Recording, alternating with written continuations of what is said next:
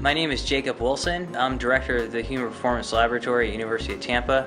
I'm also an assistant professor there.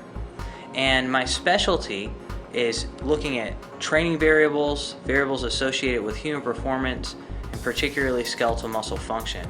I have a BS degree in kinesiology.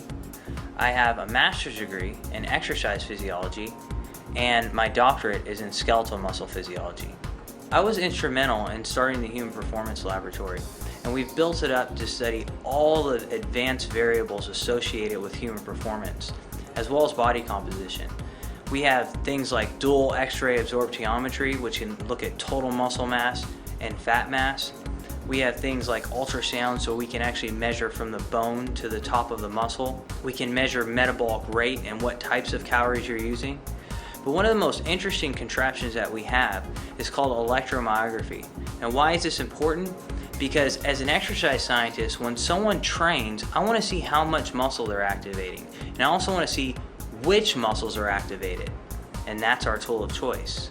We looked at the Helix Lateral Trainer, as well as a commercial elliptical machine. The purpose of this study was to investigate skeletal muscle activation in two different aerobic exercise modalities.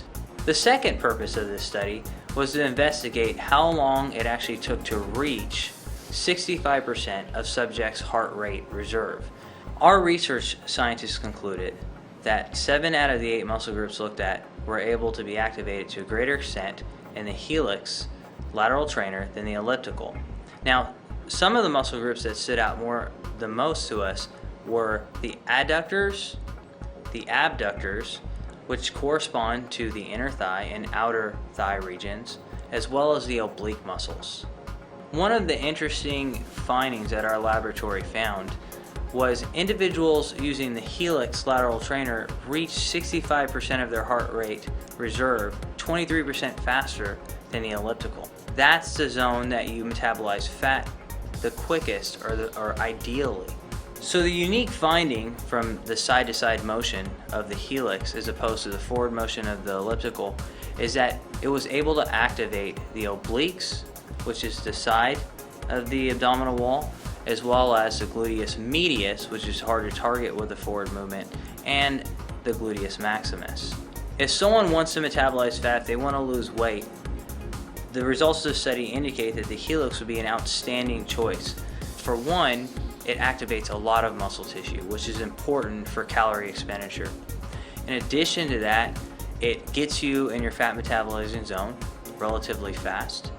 And finally, and this is critical for people who are in exercise and training individuals, you need variability. If you don't, you'll no longer get a response and you're not going to increase metabolizing fat. So the uniqueness about the Helix is that you do have a lot of variance. You can vary the workout from workout to workout and within each workout. As a laboratory, we do test a lot of products and we investigate a lot of claims. And oftentimes, probably more often than not, those claims don't actually match.